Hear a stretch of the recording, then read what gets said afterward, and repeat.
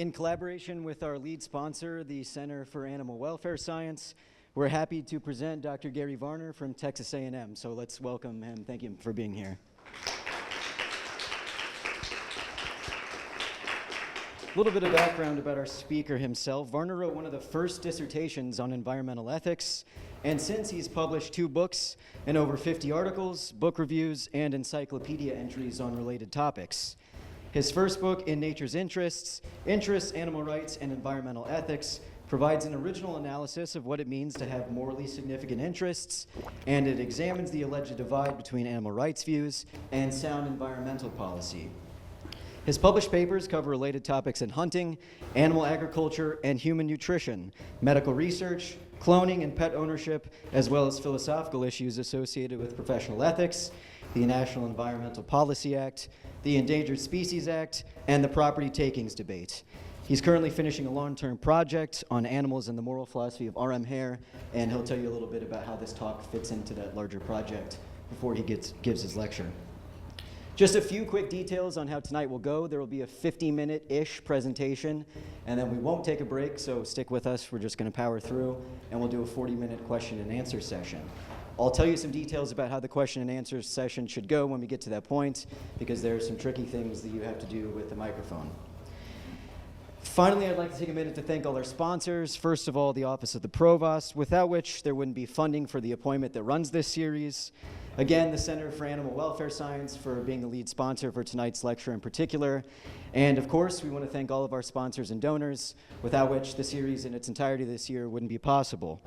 So the laundry list is the College of Veterinary Medicine, the Graduate School, the Department of Political Science, the Department of Philosophy, the Bindley Bioscience Center, the College of Liberal Arts, the College of Science, the Brewer Chair of Applied Ethics, the School of Agriculture, the Weldon School of Biomedical Engineering, the Purdue Policy Research Institute, and the College of Health and Human Services. So without further delay, here's Dr. Gary Varner with the talk titled Pets, Companion Animals, and Domesticated Partners, Ethics and Animal Companions. Thank you. Well, thank you, Alex. Thanks for coming out. It's fun for me to be back here at Purdue again. As Alex mentioned, this talk is related to my ongoing research project on R.M. Hare's 2-level utilitarianism in animals. The title of the talk today actually comes from an essay from back in 2002, where I distinguished between pets, companion animals, and domesticated partners in a way that I'll explain later. I also have another paper forthcoming that's completed, and I can't make any changes to it, titled A 2-Level Utilitarian Perspective on Companion Animals, for an OUP volume titled Pets and People, or People and Pets rather. But this is part of a larger project that will fold in this paper on pets that I've just completed into a book that's a sequel to a book that I published in 2012 called Personhood, Ethics, and Animal Cognition, Situating Animals in Hare's 2-Level Utilitarianism. The inspiration for that project was that Peter Singer was, his dissertation advisor at Oxford was the utilitarian philosopher R.M. Hare, and increasingly as Singer's career has progressed, he has claimed to agree with Hare's 2-level account of utilitarianism and to employ it in responding to certain kinds of objections to his own views.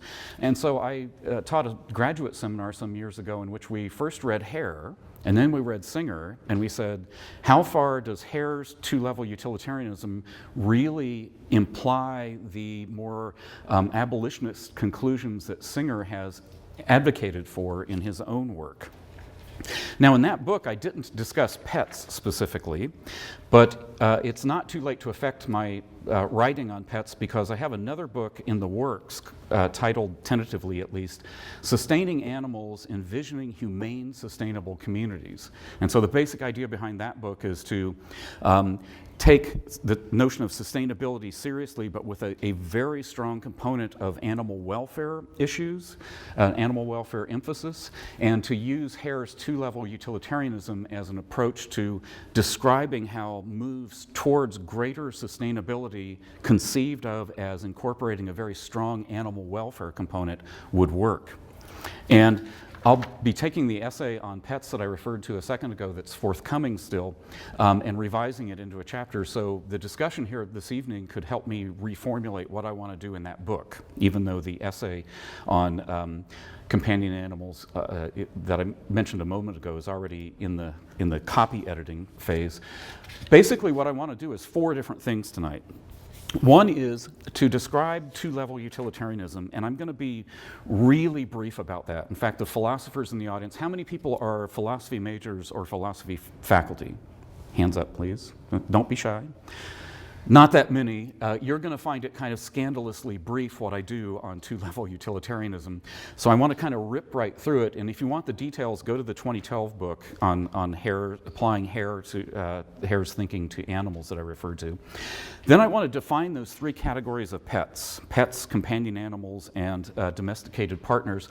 Then I want to say something about why I think that from a utilitarian perspective, the institution of pet keeping is justifiable.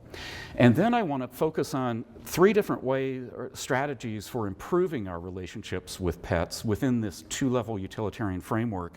And that will relate to changing laws on the one hand, codes of professional ethics on the other, and our common morality on the third. So let me move to the first topic, describing two-level utilitarianism. Utilitarianism is one of those terms that in day-to-day parlance gets used in a way that raises the hackles of philosophers who identify themselves as utilitarians. So, for instance, in a quasi-deprecating use, the OED defines it as having regard for mere utility rather than beauty, amenity, etc., which of course is not what philosophers mean by it. Philosophers mean something like the greatest happiness principle, and the OED puts it this way: regarding the greatest good or happiness of the greatest number as the chief consideration or rule of morality. Now, philosophers will sometimes describe utilitarianism as the view that, well, it's the greatest, it says, commits you to doing the greatest good for the greatest number, or that the right thing to do is whatever will maximize aggregate utility under the circumstances. But so described, utilitarianism is a really easy view to parody and criticize. I prefer to define utilitarianism this way, as the view that you should arrange things so as to maximize aggregate happiness. That's a subtle difference in terminology, but it points to the complexities of two-level utilitarianism, which are designed to address the common objections to utilitarianism as defined in the first 2 ways up there. People will raise situations like if the utility to you of breaking a promise to someone outweighs the harm that you do to them, then as a utilitarian, thinking in terms of doing the right thing as whatever will maximize aggregate happiness under the circumstances, then you should willy-nilly break your promises.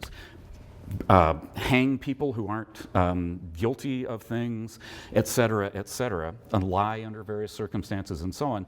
But the two-level version of utilitarianism is designed to address those kinds of objections.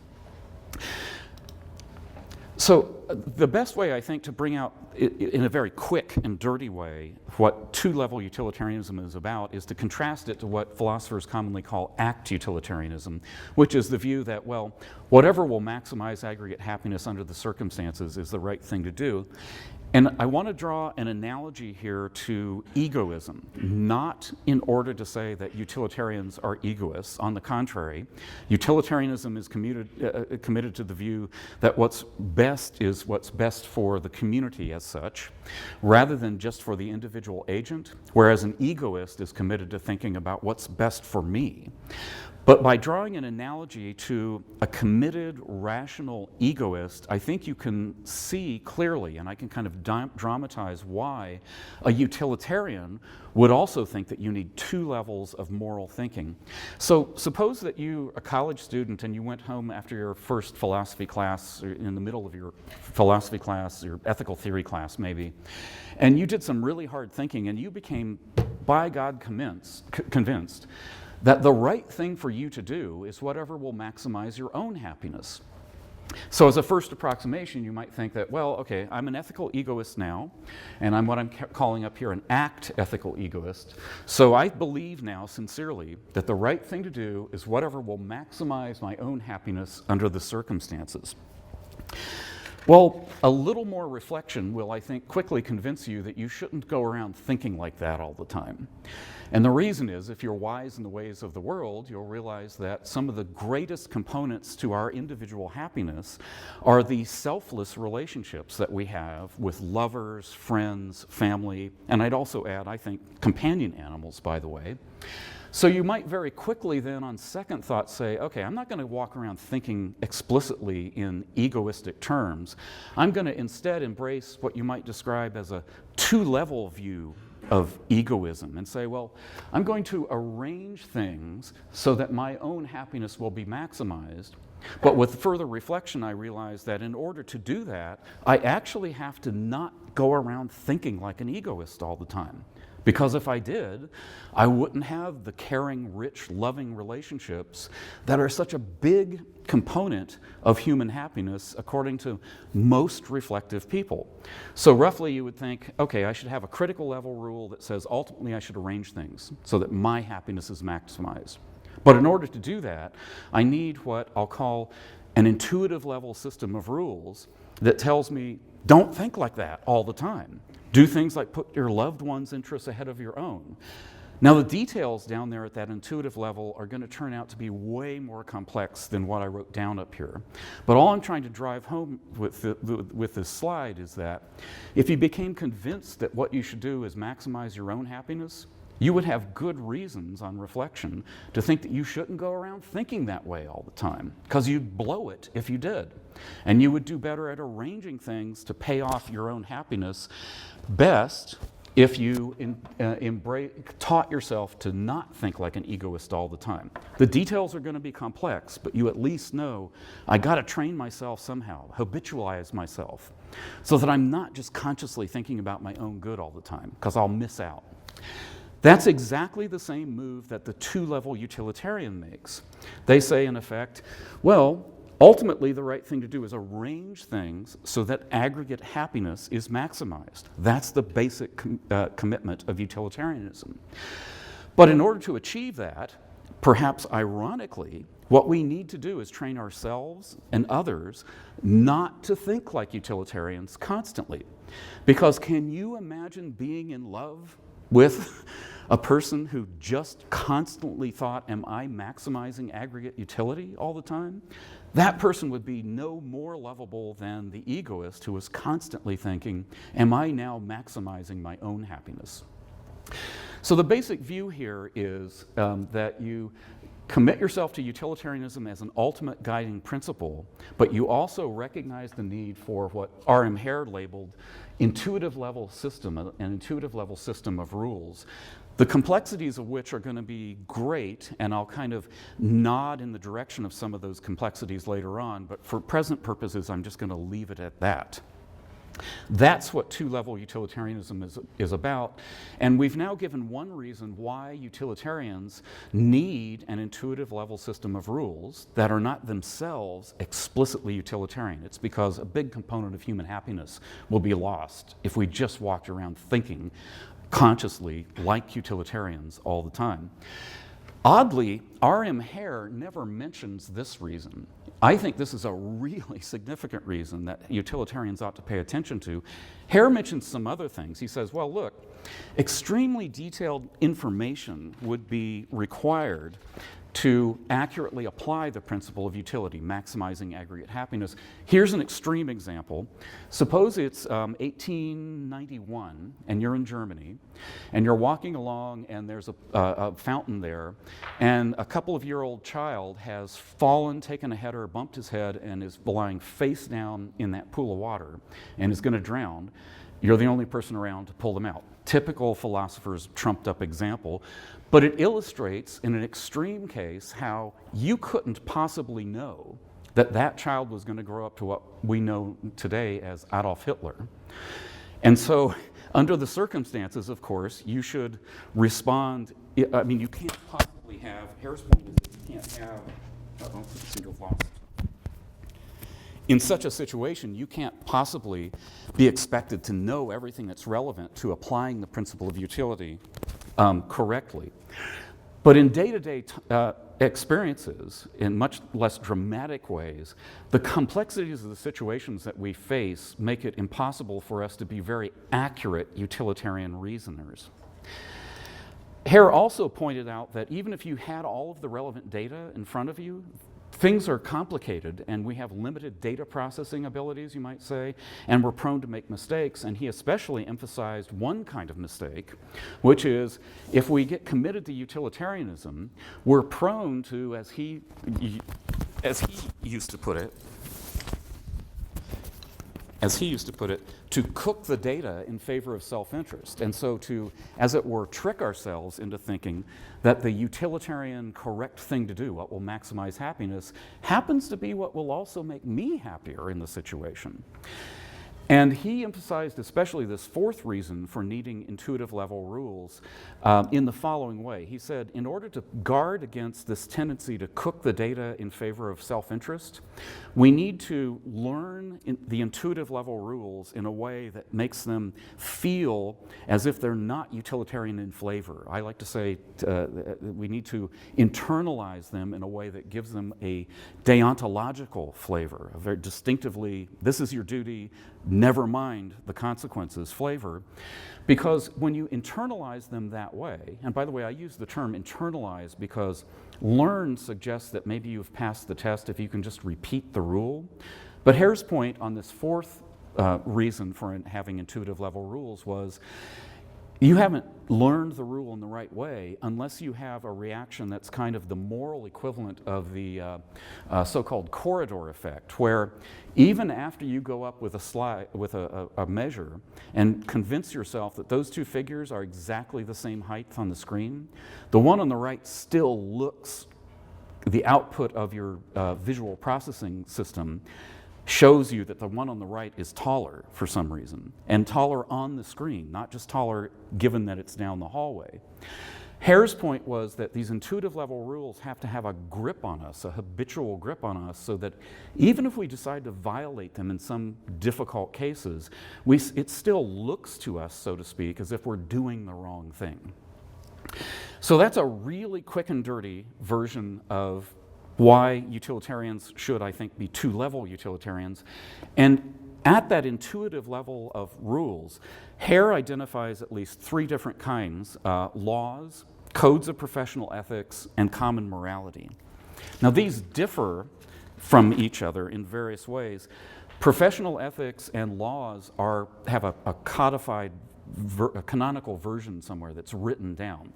Common morality doesn't. Common morality refers to some set of shared norms that the community that you feel a member of shares mostly with each other, but there's no canonical, not necessarily anyway, a canonical written version somewhere that you can go and look up.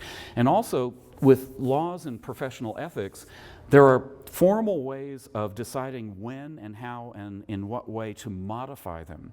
And there's not that in the case of our shared common morality, which isn't written down anywhere. We don't have conventions to decide that, well, we're going to decide as a community that we now think that same-sex marriage is okay, but we generally didn't think that a generation or two ago. So these are different kinds of norms that each count as, in the two-level utilitarian system, as being a set of norms there at that intuitive level. Now, one thing that Hare doesn't really say at all, in fact, but I want to add is that there's a type of pragmatism that comes with thinking like a two-level utilitarian. And what I have in mind there is that, look, even if you're a convinced utilitarian, but you're a convinced two-level utilitarian, as a matter of fact, we all start our lives integrated into a society that already has various institutions in place, which include laws, codes of professional ethics, and our common morality, that teach us to judge things a certain way. And with each generation, they have to ask themselves, in terms of improving the set of intuitive level rules that we have, what changes can we hope to accomplish in our lifetimes? You can't just completely socially engineer changes in common morality or even in laws and codes of professional ethics. It's difficult to say exactly how all of those changes actually end up occurring. Now I'm going to turn now to my second major point, which is to define those three categories of pets. Now, a preliminary point is what in the world is meant by a pet. I have nothing to add to a great 3-page article in the Journal of Philosophy for Children by Deborah Barnbaum. It's a brilliant piece because, 10-year-olds understand her argument there that the following conditions define what counts commonsensically as a pet, and rule out a bunch of things that don't count. So, for instance, a pet's keeper feels affection for it, although not necessarily vice versa.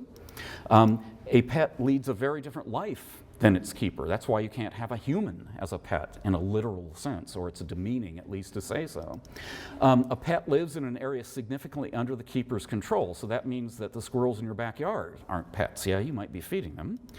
And also, a pet depends on its keeper to have various important interests met. I have nothing to add or subtract or multiply or divide from those conditions of what counts as a pet generally, commonsensically. So within that category, I then want to offer the following stipulative definitions, and that little equals DF sign philosophers commonly use to say, I'm giving you a stipulative definition here. I'm not claiming that what follows really perfectly matches the common sense definition of the term, but I'm saying for the purposes of making an argument, this is what I mean by it. I actually think that this definition of companion animal is pretty darn close to our common sense conception.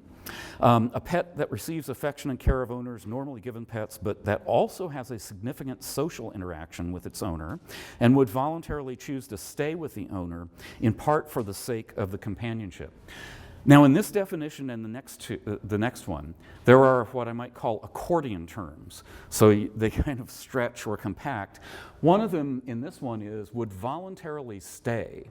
Well, we all know in human relationships of dysfunctional relationships where one partner in the couple would, let's say, in scare quotes, voluntarily stay, but we think the relationship is dysfunctional in various ways. I don't mean to hide that here. I just mean, in fact, by having that expression there and pointing to it and saying it's an accordion term, I admit that the application of this definition is going to be contentious in some cases. By a domesticated partner, I mean a companion animal that works with humans in ways that emphasize and exercise the pet's mental and or physical faculties in a healthy way.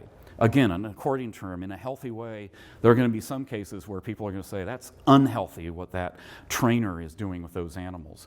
But this is my chosen stipulative definition for the purposes of making an argument that the institution of having pets is justifiable from a utilitarian perspective, and a couple of further conclusions that I want to describe in a second.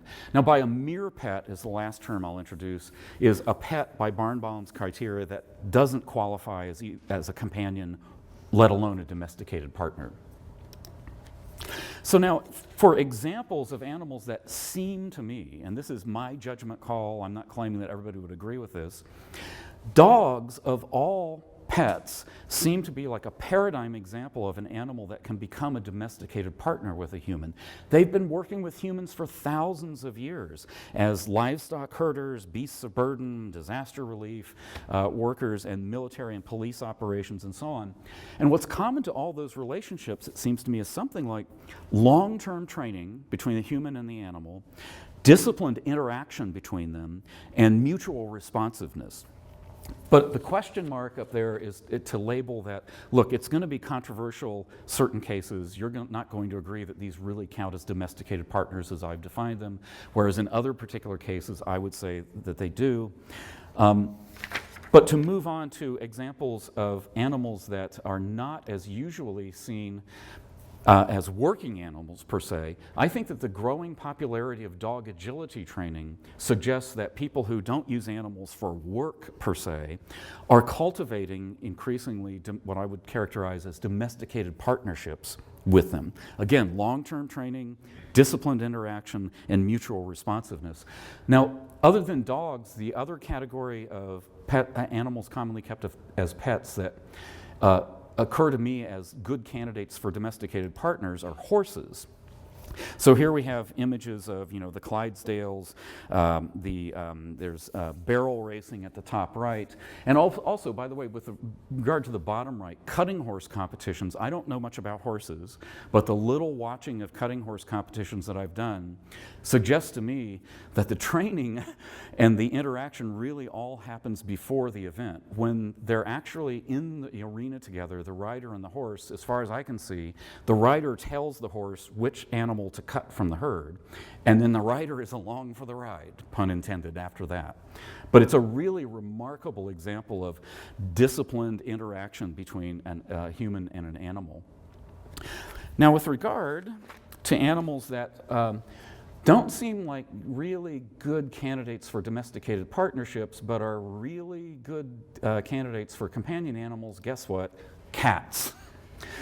The upper left image is of a feral cat that I initially trapped in my house.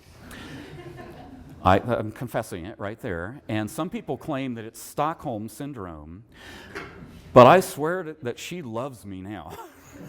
5 years later, and I have taught her to do things like go into the crate to get fed, to desist when I say no, come on command, things like that. So part of my reason for showing the acrocats at the beginning was to emphasize that although cats in our popular culture have this reputation as being aloofish, untrainable, etc., that's not true.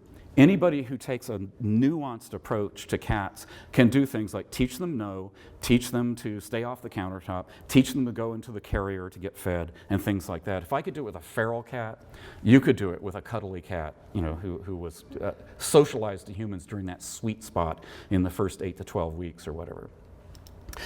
Okay, what about things that don't seem like, to me anyway, as good candidates for even companion animals, let alone domesticated partners? Herpetofauna, reptiles and amphibians, seem to me like implausible candidates. And then we've all known people who had fish as pets, and they make claims about, well, the fish, I really have some kind of relationship with it. I know someone who literally told me that he kept a slug as a pet when he was young. I know people who kept tarantulas. I don't yet know of anyone who's claimed to keep a roach as a pet. But those seem to me like categories that are not good candidates for companion animals, even though some of the owners claim otherwise. The woman that I know who kept tarantulas seemed to think that she had a bond of some kind with them, and she may be right for all I know. So there are my 3 stipulative definitions. And what I want to do now is turn to the third point. Is pet keeping justifiable in utilitarian terms? And I say justifiable there rather than justified, because my claim here is just that some version of the institution of pet keeping, I think, is clearly justifiable in utilitarian terms. Whether or not we've got that today is a question to be raised, and what I'm going to end by talking about are ways that we can improve our relationship with pets in turn with an eye to maximizing aggregate utility better than we're doing right now. So there are 3 empirical considerations that lead me to a couple of conclusions about pet keeping from a utilitarian perspective. One is that there's at least some evidence that keeping pets improves people's lives, even if it's just a mere pet. And the research on this dates back, as I understand it, to the 1970s, when a graduate student studying the effects of social conditions and isolation on heart disease was surprised to discover a correlation that they weren't even looking for between heart attack recovery rates and pet keeping. Now, on the other hand, subsequent studies, some of them have failed to replicate that result, so it would be premature to say that it's conclusively demonstrated scientifically that having a pet, even what I would call a mere pet, like a turtle or a snake, improves your well-being, but there's some reasons to think that it does. And the situation is very complicated in terms of designing good studies, and the authors of one general review that I read recently said,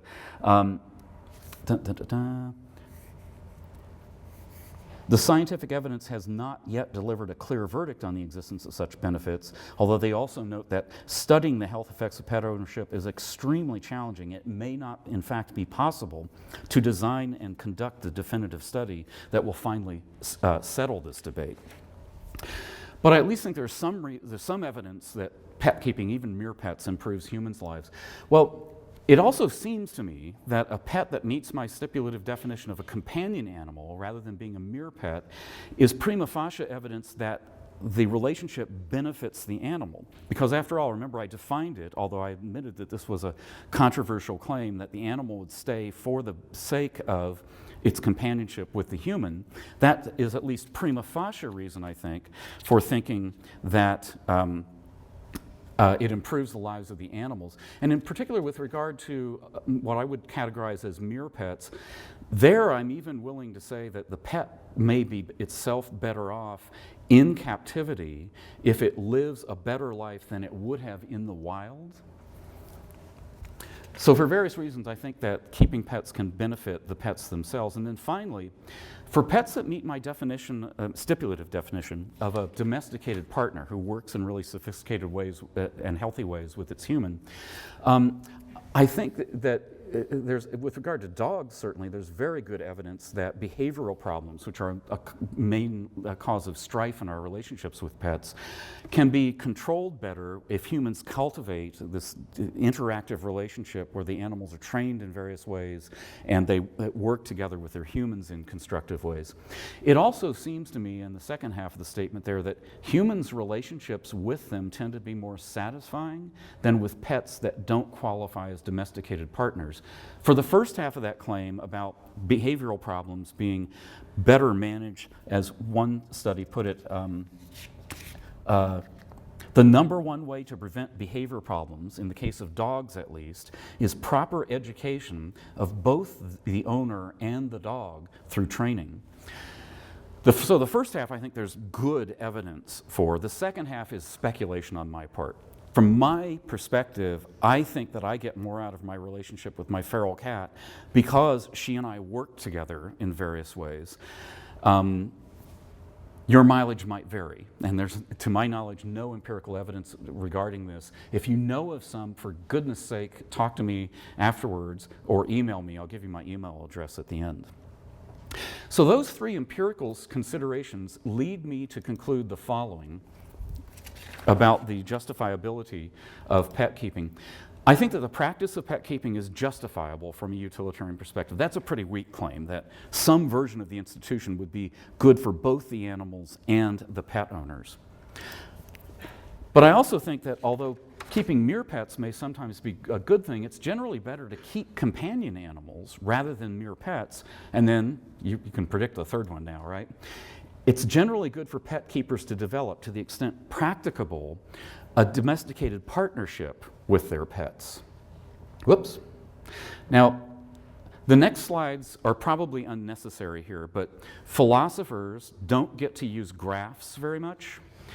And so I never learned how to do a graph in Excel, but I did for this purpose. So indulge me in the next few slides. It looks to me like if you start with a human who notice has, a little bit of a smile, so this is a well-off human, but it's not as happy as they could be, and I've arbitrarily set their utility at 10 units here, and then the aggregate utility here, I'm bracketing all other considerations other than, outside the house and even inside the house, other than the pet owner and the pet. So here's the aggregate utility which the utilitarian is worried about. If you add even a mere pet, if the pet is better off than it would have been in the wild, that's good for the pet and adds a little bit to the aggregate utility in your household. But remember, there are reasons for thinking that you're better off even if you have only a mere pet in the house. So that would increase your well-being. And I want you to be sure to notice that the smile gets bigger here. But of course, okay, I can get done with this faster because you know where this is going. If you add a companion animal like my feral cat, then I'm even better off. And the feral cat, I think, is even better off than a mere pet would be. And then finally, if I had a relationship with my cat that rivaled what the acrocats on a good day have with their trainer, I think we'd communally be all the better off. I think a companion animal with whom the owner has cultivated this kind of domesticated partnership is actually better off, and I think the human is better off as well. So now, coming to the fourth subject, strategies for improving our relationships with pets within two-level utilitarianism. Remember I said there were these different categories of two-level rules: laws, codes of professional ethics, and this amorphous and harder to describe entity, common morality. I want to discuss briefly examples of each. When it comes to laws, I'm just going to have one example: changing our laws with regard to pets. One thing that communities could do is categorize pets and regulate accordingly. And here I'm relying on a nice article by Fraser and Chalupi, whose name I apologize for not knowing how to pronounce exactly. It's called A Framework for Assessing the Suitability of Different Species as Companion Animals. And real quickly, what they did was come up with 12 questions to gather information on, and then make a judgment call about categorizing pets into 5 different categories. The first being needs easily met, and examples they give here are hamsters and mice. Second category was ones that require significant time, but basically any pet owner with a clue could do a good job of if they commit themselves to the time. And here they have in mind most dog breeds and cats. Then the third category is ones that have complex or demanding requirements needing skillful and knowledgeable owners. And their 2 examples here are green iguanas and falcons for falconry purposes. But they also allude to the fact that maybe some dog breeds should be in this category. And then their final category is animals that they think are just flat out unsuitable as companion animals, and they include their snakes, large cats, and certain breeds of dogs. The missing category D is the category of there's not enough information to make a reasonable judgment about which category they fall into. But their basic idea is that communities, municipalities, could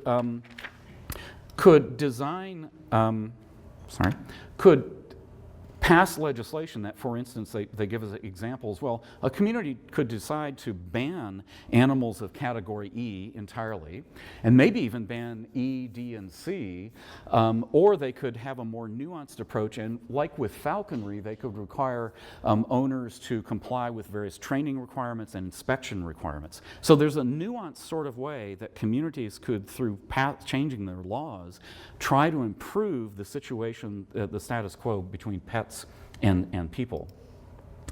Now, with regard to professional ethics, I'm actually going to talk here about the standards of breed associations like the American Kennel Club and the Canadian Kennel Club.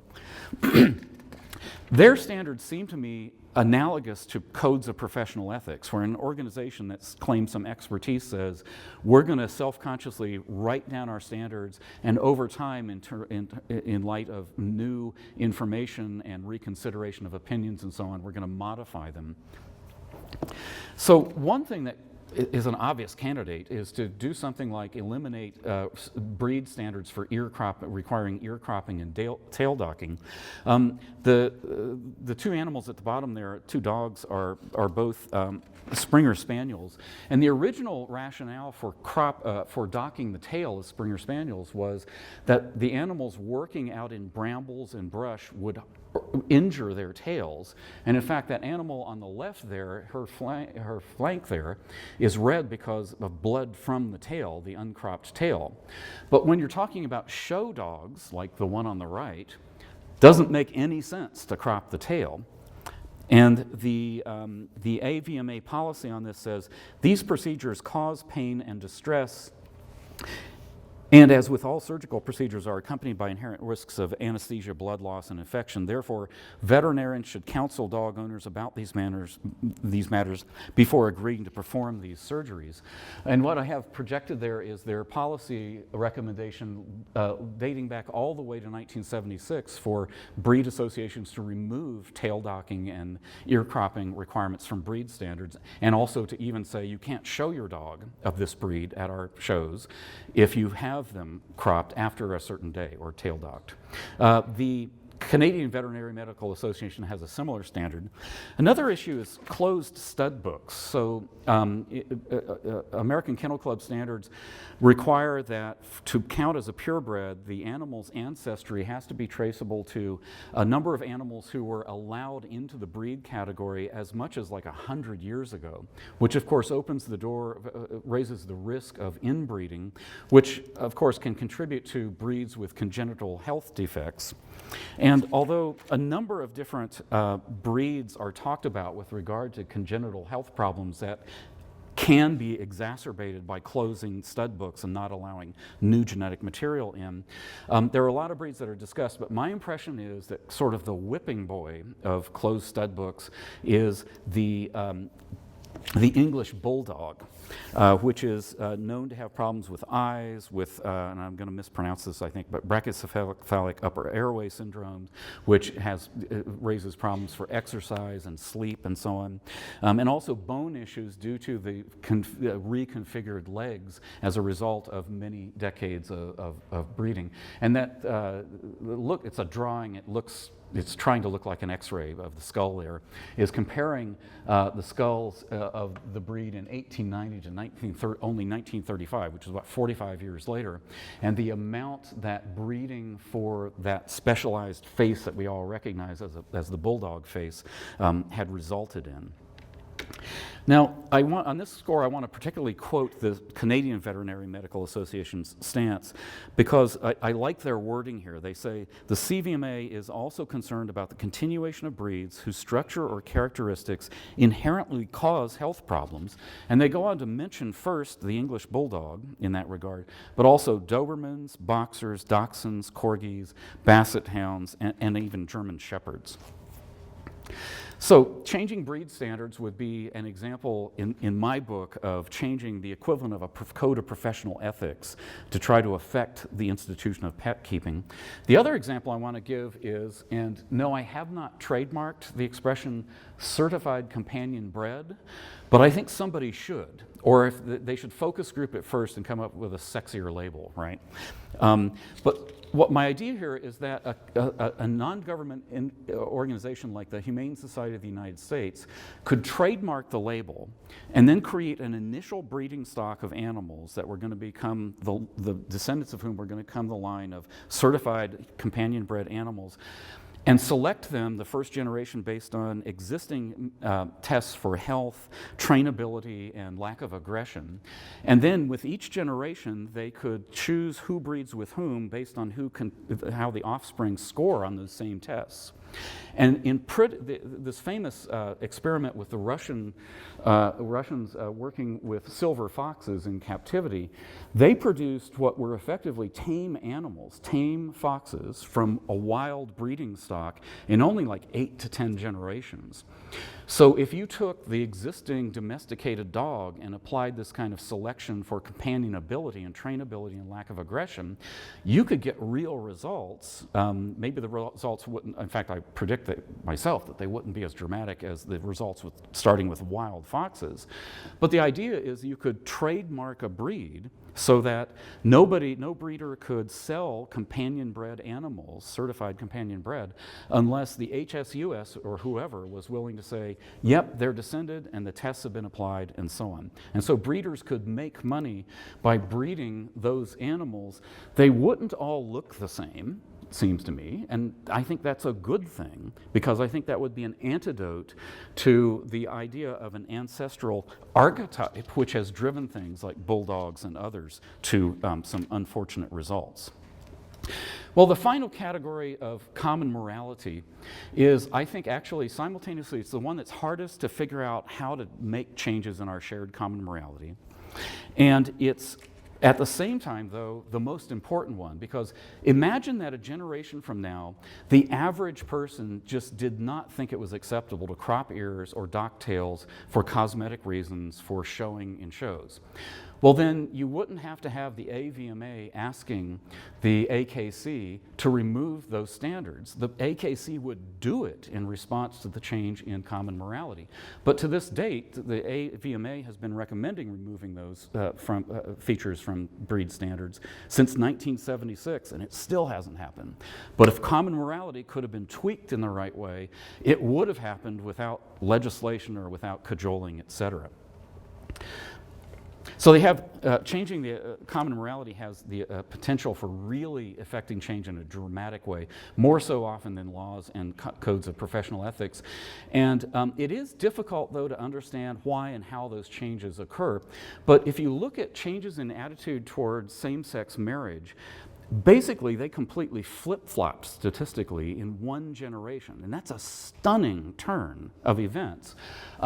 You millennials up there have changed faster than me, boomer guy down here, but we've changed too. And pretty obviously, part of the effect is popular figures who are in the media, like Ellen DeGeneres. And then also people increasingly realizing as people come out of the closet that, well, I've known gay people all along and I like them. By the way, I'm from Texas A&M, one of the most conservative universities in the country. We have had an openly gay provost for like a dozen years. I mean, good grief, if that could happen at Texas A&M. Lord only knows. There are also movies, of course, and popular books. There's even on Blackfish, if you Google the term Blackfish effect, it's actually a term now referring to how one movie can suddenly strike a chord in the community, the popular community, and cause changes in an industry like the SeaWorld franchise. Now, since I'm an academic philosopher, I also want to mention that sometimes academics write books that are influential. I don't expect my books to be influential at all, even measurably on the opinion scales. But certainly sometimes an academic, a public academic, or a public intellectual, as the phrase goes, has a dramatic impact. So it really is difficult to say how you get common morality to change, but it includes things like literature, film, television, art. You can't predict which things are really going to push a button. Authorities, celebrities, public intellectuals, but also political discussions in the media and even around dinner tables, I think. And I want to close by saying, look, examples set by everyday people who don't have broad influence, like I and presumably most of the people in the audience do not, can still in this small way start snowballing things that can cause changes in our larger community. So as I said in my notes here, I said, well, just do it. Do whatever you can in your own life to set some kind of an example. And that can take all kinds of different forms, from rescuing purebreds, where maybe you don't even believe that the breed standards for that purebred ought to be kept the way they are, but you make a point of rescuing purebreds. If you have a dog, do agility training or something like analogous with it. Or if you like cats, I mean, I take every opportunity I have to tell people that I have a feral cat. And by the way, although you'll never see her if you're in my house, I have a video online of her getting up and cuddling with me on the couch. So just do it, as it were, and you never know where little object lessons are going to help the snowball effect of changing common morality. And so now we have time for discussion. Thank you very much.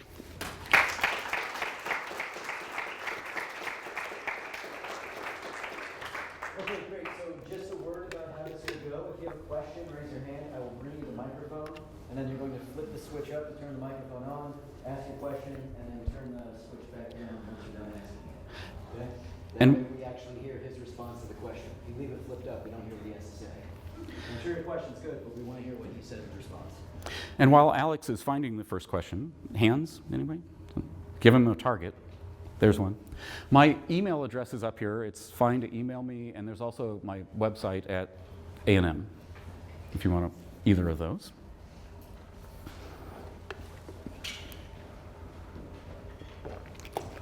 Thanks, that was great. So the first thing is just if you don't know if the book H is for Hawk, If you haven't heard of that book, you would love it. It's just a great memoir about a domesticated partner. And I think I heard that the author's female. Yeah. I heard her interviewed on NPR. What's the title of the book again? H is for hawk. Oh, got it. This is grist for your mill on the even like the human good that a domesticated animal can have. Second point, it warmed my heart to see Ellen's face up there. I just gave a talk with Lacey, one of our grad students, about trying to figure out more systematic ways to change what you called the common morality. And of course, like celebrity spokespeople and very visible, like that helps a lot.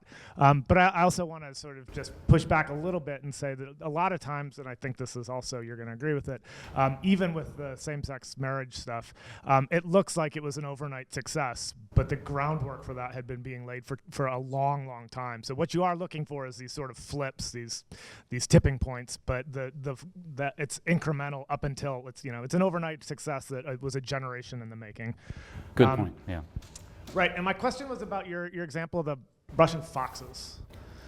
So weren't the Russian foxes, I may be getting the details wrong, so you can correct me on this, but weren't they actually being selected for not docility or good petness, but they were being selected for coats that could be made into furs? Am I getting this wrong? Okay. My understanding is that, no, that had nothing to do with coats. In fact, quite the opposite. One of the things that emerged in only 8 to 10 generations was that the coat patterns changed dramatically from the predictable silver fox coat that was useful for making garments from, to patterns that more resemble what we commonly see in dogs and cats and horses, come to think of it.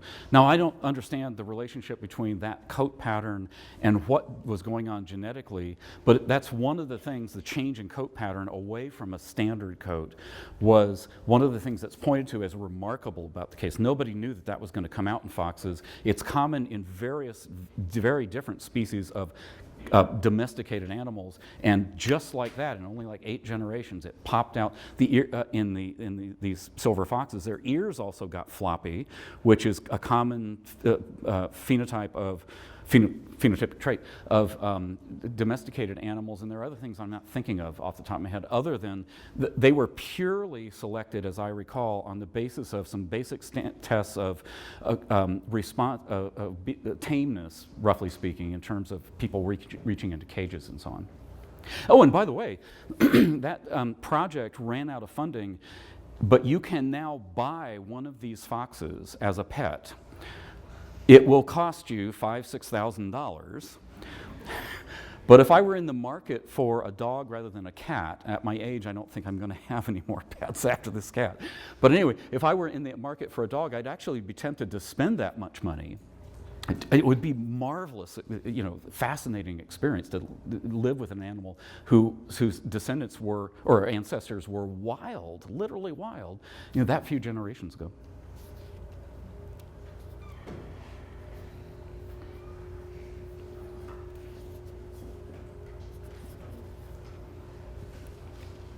Hello.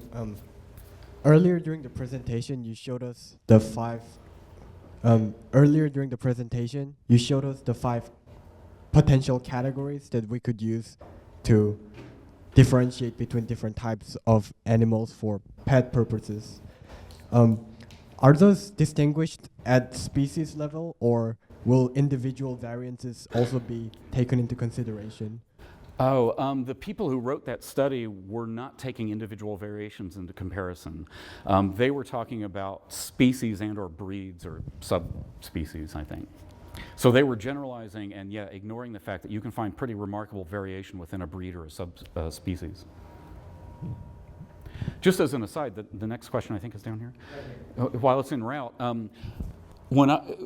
when I trapped that feral cat in my house, I naively thought that the meaning of feral cat, I thought everybody meant by feral just the animal grew, it's a domesticated species, but it grew to maturity without significant human contact, and so it didn't bond to humans in the sweet spot. I subsequently learned that people mean different things by it. Some people just mean it's a wild cat, which drives me nuts when people say that's what feral means, is they're, just not, you can't get along with them.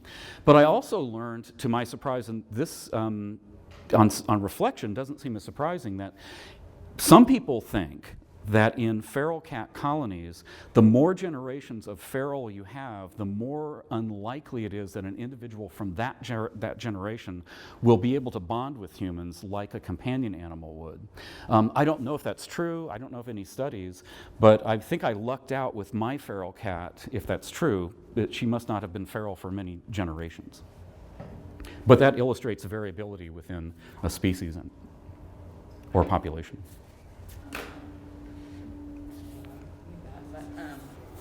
It's more of a comment, not a question. Talk into the microphone.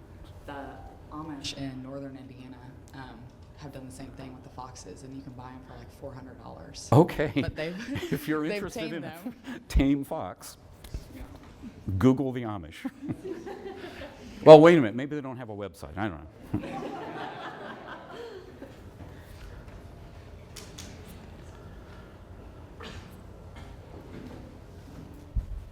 I'll go after Ryan. I have a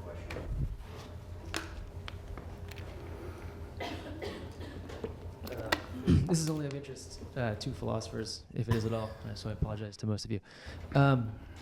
You mentioned at the outset that Peter Singer at least claims to be a loyal inheritor of hair, and then you said that you taught a grad seminar involving that question, and from the way you said it, I kind of gathered that the answer was he's not, and is that the case for one, and two, does it have to do maybe something with Hare's injunction to not be a utilitarian all the time? Well, let me say a couple of things, and then I think you should follow up. First off, the conclusion of the graduate seminar, me and the students, was that if you take Hare's two-level utilitarianism and apply it systematically to animals, which basically is what I was trying to do in that 2012 book that I showed you the title of before, turns out you don't get the abolitionist conclusions that Singer has advocated for. And I think the graduate students agreed with me on that. Now, then you asked if Singer's not adhering. Well, actually, one other thing I should say is if you read Singer's work more recently, he increasingly refers to the two-level utilitarianism in response to various objections, as I said, but he has never applied it, to my knowledge, directly to animal questions. He says he appeals to it with regard to attitudes towards abortion and infanticide, et cetera, for instance.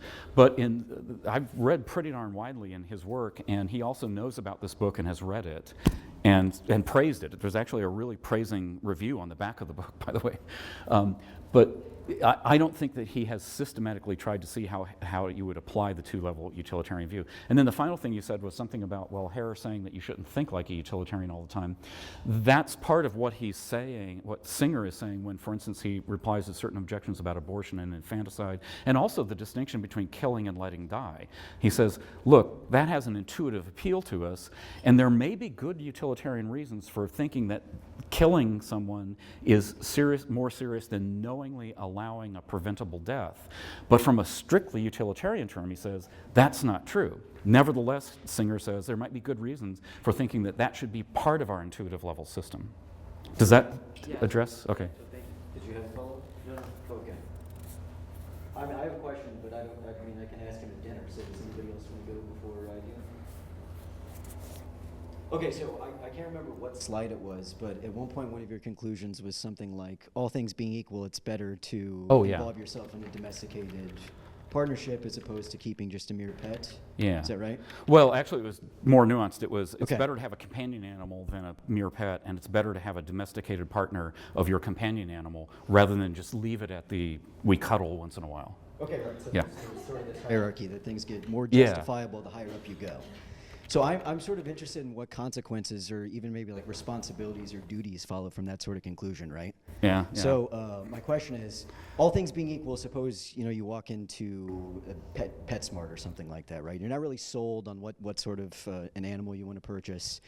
You sort of want a spider, right? But the salesman starts feeding you out. If what you said is correct, do we get a consequence like the salesman at PetSmart has a duty to try to convince you that you should get an animal with whom it's likely to have a domesticated partnership as opposed to a... I'm shaking my head no, Okay. because one of the features of intuitive level rules is there's this pragmatism about them, and you can go too far trying to legislate morality. I mean, I think that's true, and I think that taking that attitude is justifiable from a utilitarian perspective if you're using this two-level system. When it comes to pet ownership, well, in the book that I have published already, I talked about owning pets in the following way. From the perspective of, well, look, other things equal, if we have a bunch of human households and they have some happiness level, adding a happy pet increases utility. But does that mean you should have a law that says, okay, everybody's got to have a pet, got to have a cat or dog, or just a fish at least? No. By analogy, I also considered regarding human population. There are all kinds of questions, as the philosophers know, about how you balance the human population ideally from a utilitarian perspective. But from the perspective of two-level utilitarianism, you can realize things like, I chose not to have children in my life, but I don't think I was really letting society down because A, there are plenty of people around who wanted to have a number of children and they've been doing it, and B, I've been paying income tax or property taxes in my house to help raise those children, educate those children. So there's a level of nuance, and you don't want to be too heavy-handed about it at the level of intuitive level rules. And no, I am personally aghast when people I know who say, oh, my cat, I can't train it to do anything. And I know that's complete BS. I know you could do it. And I hate it when I see people with dogs who are eminently trainable, and they haven't trained the dog to interact well with the human group that they happen. There's this bar called Revolution in my town where dogs are welcome, and the dogs are all over the place in terms of their behavior, and I'm just aghast when people don't train their dogs. But I don't think we should have, the police going to enforce it. So the duty terminology, I think, is too strong in these kinds of cases. Okay.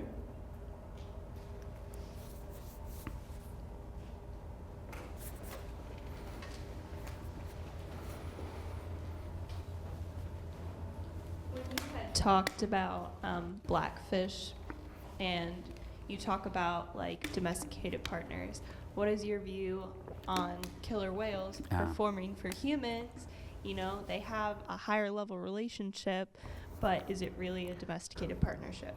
Yeah, see, that's one of those cases that you might say, look, this is, I disagree with you that this animal would willingly stay for the companionship. Yeah, it looks like, I would claim the following, that I've claimed this before anyway, and it has set off some certain people who are big into elephants. When I said in a talk, in a public place like this, that an elephant in a really well-run circus might be better off, and in fact I kind of think would be better off, a really well-run circus, than in the average zoo, precisely because it has this richer intellectual and physical life with the trainer. Now that rubs people the wrong way who are elephant advocates, but of the orcas I would say, well, I'd rather be that orca, if I only had the choice between being that orca doing those shows and just being an orca over there in a swimming pool, not interacting with humans. I do think it makes their lives better, but again, whether it's appropriate to keep certain animals as pets, period, is a kind of higher level question. But once you've decided that there are appropriate pet species, then with regard to them, I feel a little more confident about saying, yeah, definitely you should develop this domesticated partnership. I see 2 hands.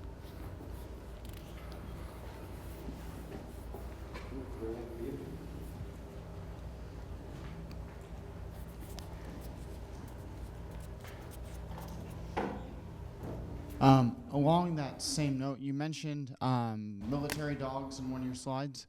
I was wondering what your thoughts are on military dogs and also use of things like dolphins, where the animals have a strong connection with their trainers, but they are put in dangerous circumstances not by their own choosing.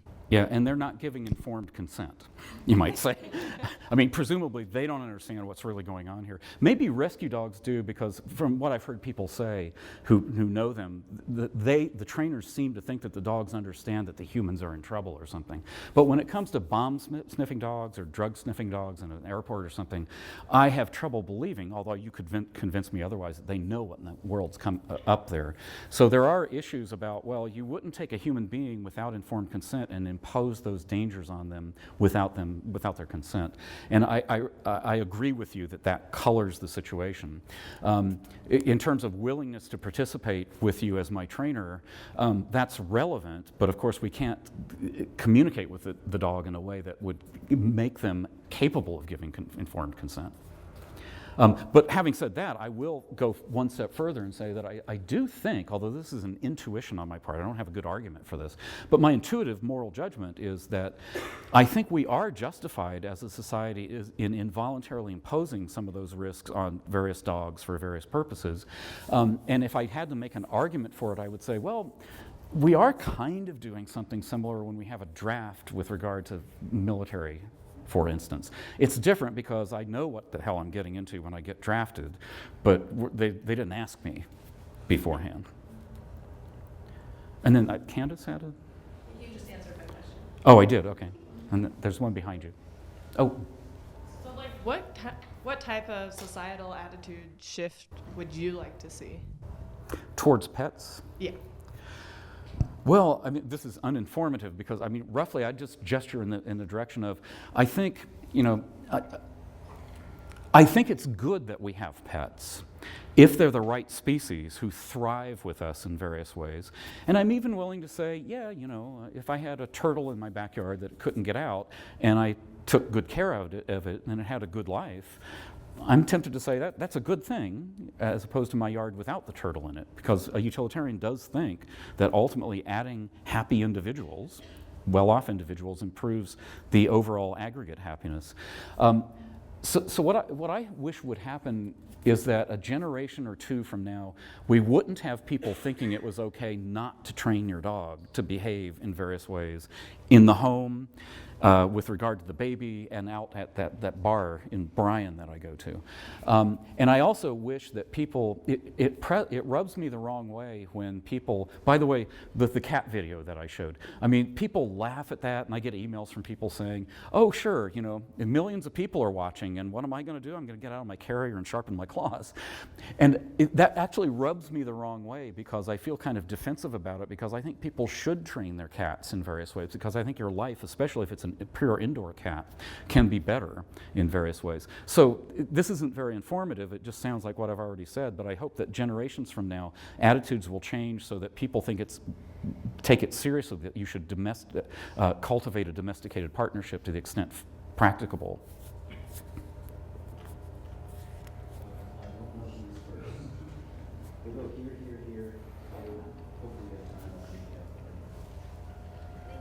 Your talk.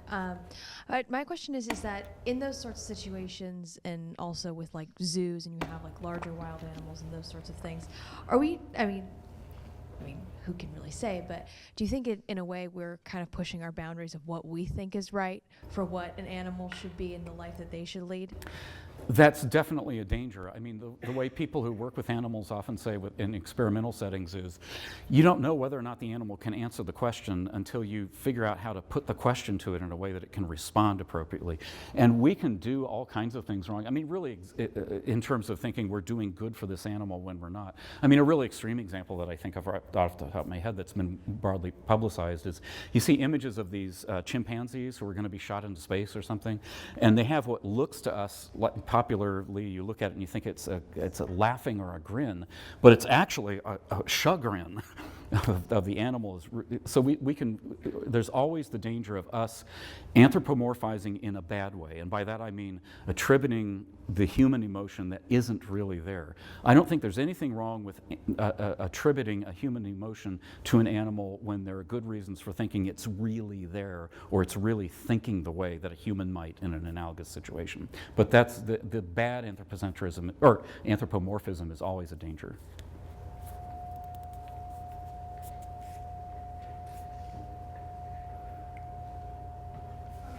Sure. I'm not sure if I'm like getting what you're talking about with the orcas. Like, are you saying they can develop a partnership with like someone? Oh, that's my impression, yeah. Okay, so have you actually watched Blackfish? I've watched Blackfish. Oh, you said orcas, not horses? Orcas, yeah. Oh, I'm sorry. I was responding with horses when I said, yes, I think they definitely can. I have watched, yeah, so strike that from the record. When it comes to orcas, I mean, I don't know. I feel badly conflicted about that. The only thing I wanted to claim earlier in this discussion was that, other things being equal, I think it would be better for the animals to have certain kinds of training as stimulation rather than just be off in a pool by themselves. Neither of those seem to me like a desirable existence for an orca. If I had to choose to be reincarnated, I don't want to be there. I want to take my chances in the wild, I think. But if you only gave me those two chances, that's what I meant to say, was I would go for the benevolent trainer. Now, the benevolent trainer can still screw it up, but I think you have some details from the movie to add, so please do. We did like a rhetorical analysis over it, and how, like, have you, like, in the movie it shows a trainer being dragged down by an orca, like we were talking about, maybe he was like playing, like, but they don't know how to play, like he was like kept dragging him down and letting him go back up and then dragging him back down. Did you? I remember that scene, yeah. So do you think, vaguely at least, like they try to interact with their trainers? Like, do you think that's like an attack or more of a I have partnership? no idea. Okay. I mean, look, horses I think are really cool. And I think I don't like any other rodeo event other than barrel racing, because and cutting if you did that there, but they don't do it in rodeos usually. But I don't know anything about horses. I mean, horses are, because they're foreign to me, like I don't feel comfortable interacting with them. That's true in spades with wild animals like an orca. I have no idea how to read an orca. I don't even have a good idea how to read a horse. Cats I'm fairly good with, and dogs I think I'm okay with. But no, I wouldn't even venture an answer as to how to interpret that scene that you're describing. As some people said it was play on the orca's part, and other people said it was, acting out rage or something.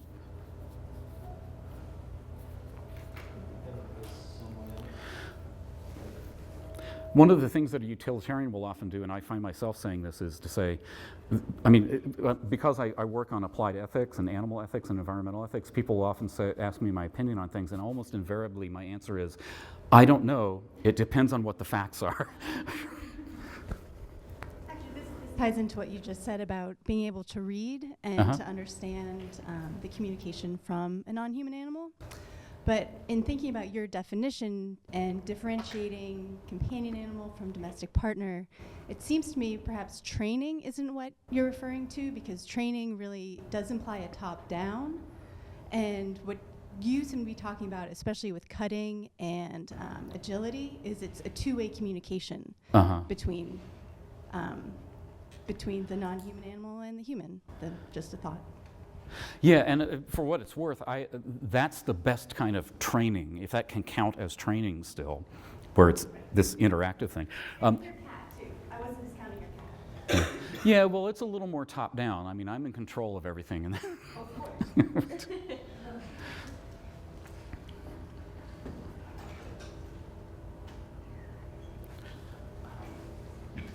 So, okay, right. So I was just wondering, in terms of wild animals that were, say, take pandas, for example, that were in danger of extinction and being wiped out, would it be better to take a wild animal and, despite them not doing well in captivity, keep them in captivity to prevent their extinction versus letting them just go extinct in the wild? I don't know. It depends on the facts. And I mean that sincerely. I mean, on a case-by-case basis. There might be cases that you can look to and say, here's an endangered species. And in fact, when we take them into captivity, actually something remarkable happens. People have claimed that this happens with great apes who are enculturated, but through language studies. Some people claim that the animals suddenly have a marvelously richer mental life than they would ever have in the wild without being enculturated into human culture, is what is meant. So there may be cases where, yeah, it would be better than letting them go extinct to have them in captivity. But there could be cases that are quite the opposite, where, I mean, well, for instance, imagine that the only choices where the orcas go extinct in the wild, or they're all thrown into little swimming pools. my intuitive reaction personally is better to let them go extinct in that case. But again, it depends on the facts. So sometimes you get frustrated that you don't get a straight answer from a utilitarian. And the facts change, by the way. One of the features of two-level utilitarianism is that as backgrounds, technological, ecological, financial, and other conditions change, the set of intuitive level system rules that we should have can change. And I won't give an example right now, but I could later on if you like. Something bothers me is that we humans are strange. And not all humans, they are very nice to animals, for examples, and they perceive happiness and what animals are to us very differently, very, very differently. Especially if you take into account culture and the cultures and the society backgrounds. And everyone has so many, so different thoughts about how they should treat animals or how they should see animals as a companion, as a pet. Yeah. And they can't all be right. Yes, and or just a property. So even try to train animal or domesticate animals, there's so many different ways that people think there should be a good way to train animal, including positive enforcements or some punishments or just use the force. So that's the part that, all these, they're all ideal. Ideally, if you do the way like you described, there will be like, yes, there may be these hierarchy levels of these three pet companionships and the domesticated partnerships. But if you come into the complexity of humans, that's the part that these all may not hold. I meant not to gloss over those complications, the kind of complications that I think you're pointing to. I did say, well, there are some accordion terms in here, and people are going to disagree about which cases these terms accurately apply to. And I think that what I had in mind, what I intended to do with that qualification was acknowledge that, there could be cases where a society has an attitude towards a certain style of dog training, for instance, or cat training or whatever, or horse training, and they think, oh, this is the way to do it, and this is good, it has a good result in the end. And it would turn out perhaps that a futuristic animal scientist could do very nuanced experiments to show that no, if you did the training a different way, the animal would be far better off, and you don't need to use these techniques. So I hope that it didn't seem like I was just ignoring those kinds of complications. I meant to be at least pointing in the direction of those.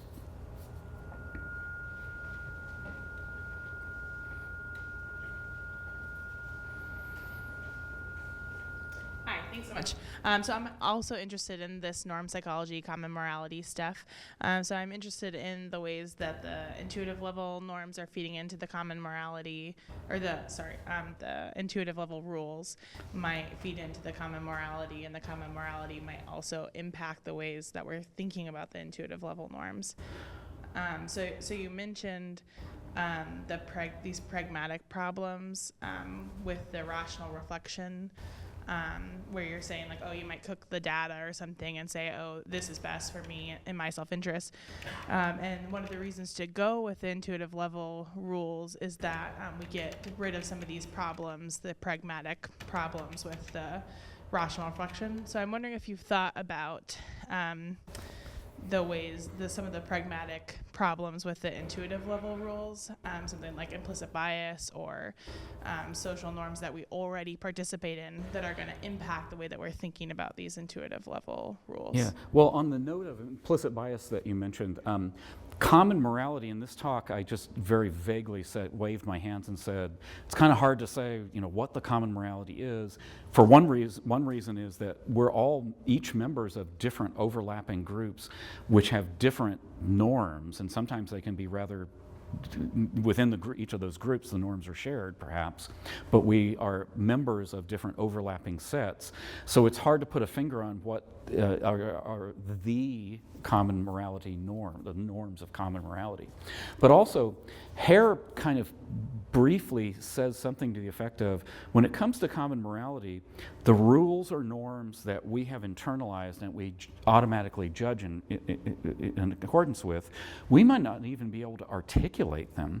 And I think that's really important. I think that when it comes to common morality, human moral judgment is more like a connectionist system that gets trained up on paradigm cases.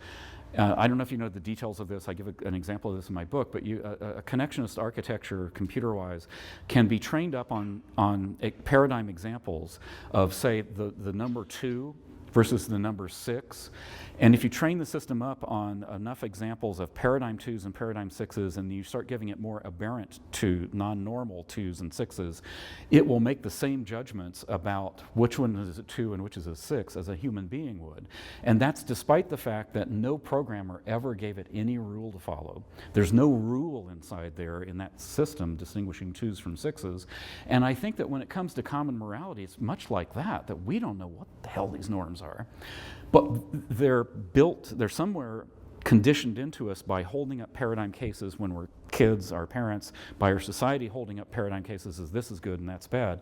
And you can have, as you mentioned, implicit bias built way into there and not even be able to recognize that you have it. So I admit that this notion of common morality, it's amorphous, hard to nail down, and it's also, as I said, hard to predict, when you're going to, what influences will cause change. And with a further complication that someone mentioned of, there's this transition effect where the groundwork has been laid for years and then suddenly you see this shift in public opinion. It's really difficult to say how all that works. Laws and professional ethics codes are very different. The code, the Society for Computer Ethics or whatever gets together and debates why should we change the rule in a certain way and votes on it. Same thing with our laws. But common morality is a completely different beast. There can be all kinds of complications in there that we're not aware of, including biases. But by the same token, I really think it's the most important thing to try to nudge in whatever little ways we can, as the change in attitudes toward same-sex marriage illustrate, I think. Well, and I liked my example there of saying, look, you wouldn't have to have the American Veterinary Medical Association asking the AKC to change their breed standards if common morality got out ahead of the curve. So that's why it's so important. And it's frustrating that it's so difficult to understand and deal with and manipulate, but by God, it's important.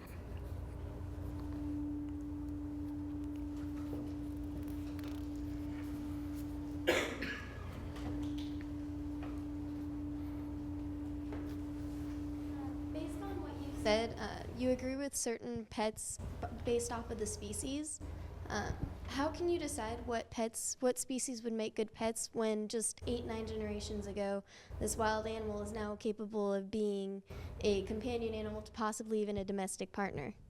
Yeah, the case of the foxes, for instance. Yeah. Well, we can manipulate. The case of the foxes indicates that we can manipulate animals to get pretty darn surprising results. You don't know ahead of time which species you could manipulate that way to produce good companions and domesticated partners. So there's no magical answer to this. When I showed you the slides about the 5 categories that those 2 researchers had come up with, those were 2 scientists who were just giving it their best effort. And personally, I don't want to be a philosopher king saying, these are the species that we should keep as pets and these are not. It depends, again, on what the facts are. But also, as a couple of comments here have indicated, there's enormous individual variation. Who knows? There might be, individual raccoons who made great pets, and it might be hard to put your finger on what happened to make it work in that case. And who knows? Some of it could be genetic.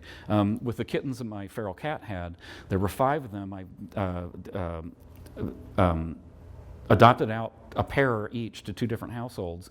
And after the fact, a few months later, both of those households reported that one individual was very cuddly and the other was more standoffish. I'm pretty darn sure that's genetic, not nurture. So there are just so many factors. I don't think that philosophers can, from an ivory armchair, dictate these things. And we as a society just have to muddle through it over generations, trying to get rid of implicit biases and things like that, and trying to find out more about how to live with animals in healthy, constructive ways. We're going to go to the left side. I'll come back to you, but I want to make sure that she gets to ask a question. Okay. Yeah. Sounds good.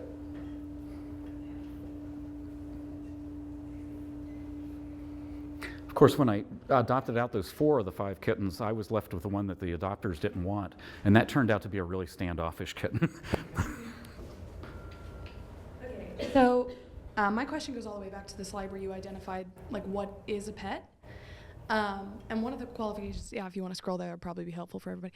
Thank you. One of the qualifications that was included there was that a pet must have a different life, like a different kind of life. Yeah, Barnbound builds that in as a necessary but not sufficient condition, because she says, look, if you say you're keeping a human being as a pet, you've got to put it in scare quotes. That's not in the common sense notion of a pet. Right. So, okay, so that's not in the, okay, here we go. Yeah, here we are. A pet, pet leads a very different life than its keeper. So I guess that my question is, you sort of extrapolated from that part of the definition that you can't keep a human as a pet, which I don't think that you should keep humans as a pet. But, how does that link to you can't keep a human as a pet? Because couldn't it be argued that a human living as a pet would be living a very different life than its keeper? That's a cool point. Remember I said this was published in Philosophy for Children. It's only 3 pages long, but it's a brilliant example of how you could talk through with people, well, what criteria should we put here? And I think that your comment about if I had raised you as a pet from birth, you'd be living a very different life than other humans, and I should be in jail. But behind that, I think that then if a child in the Philosophy for Children context raised that point, then Barnbound will say, oh, well, we should go back to that condition and reword it and say, by nature, its life would normally be different, something like that. So I think your comment pushes on how the criterion is worded.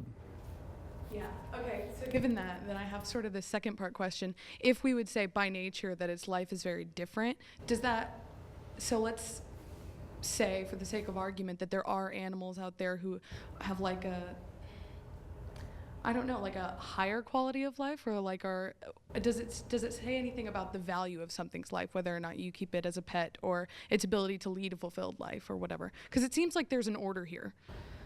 You know what I mean? The reason I couldn't keep a human is not that it's different, it's that humans are such a terrific creature.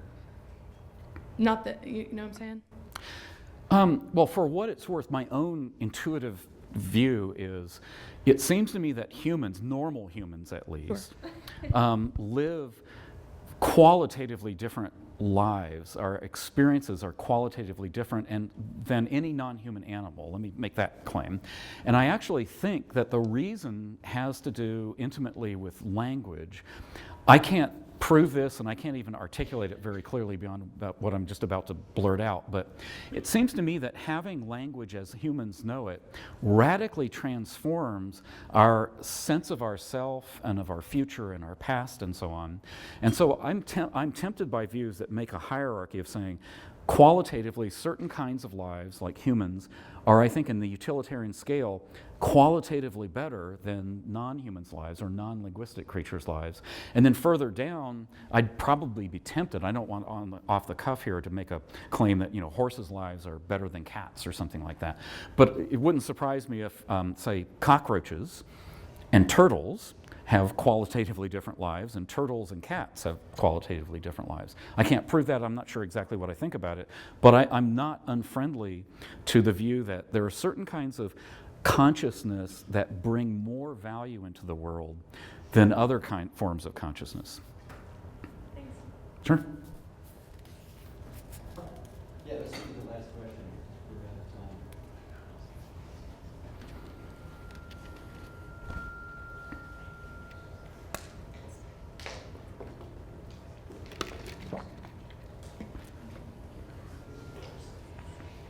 So earlier you were speaking about common morality and you kind of went into how common morality can affect laws and codes of ethics, your same-sex marriage being the example you used. I was wondering about the other way, on whether laws and code of ethics could have a pushback onto common morality and common views. I feel confident that the answer is yes. In particular cases, it'd be hard to prove it. But for instance, if you change the law so that same-sex marriage is legal, I think that has a subtle effect on common morality over time. Subtle and difficult to prove or even measure. But it seems to me that it is a two-way street. If, for instance, the kennel clubs decided, okay, look, we really think it's silly to dock the tails of spaniels who are show dogs, and so we're going to change our standards. Over time, I think the people who commonly fancy spaniels would change their attitudes too. So I do think it's a two-way street. But again, as everything with common morality, it's really hard to say, trace the causal path or whatever.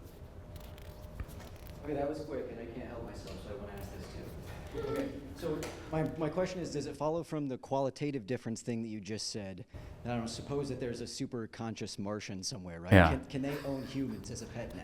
Is that justifiable in your scheme? This is the super space alien objection that I give a couple of pages to in the 2012 book. Oh, great, I should read it. Yeah, well, I mean, the answer is yes and no.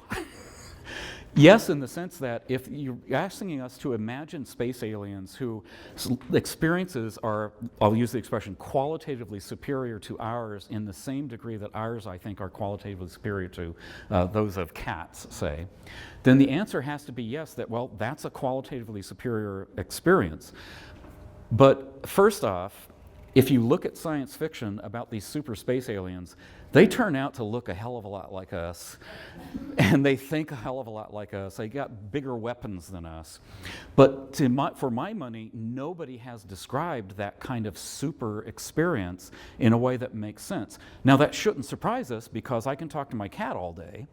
She's never going to understand what I think is special about my life vis-a-vis hers. So I'm skeptical that there can be such super space aliens, but in principle, I'd have to say yes. As far as the pet ownership thing goes, I don't know. Dogs, for instance, I think are the paradigm example of an animal that I think a utilitarian should say, pet ownership's a good thing here, because they have worked with us for thousands of years. I think the natural habitat of a dog is in a human community. If the space aliens come down, that's not going to be true. Our natural habitat ain't that, so it's at least going to be colored very differently. Thanks. All right, well, that's all. Thank you. All right. And thank you all for coming out.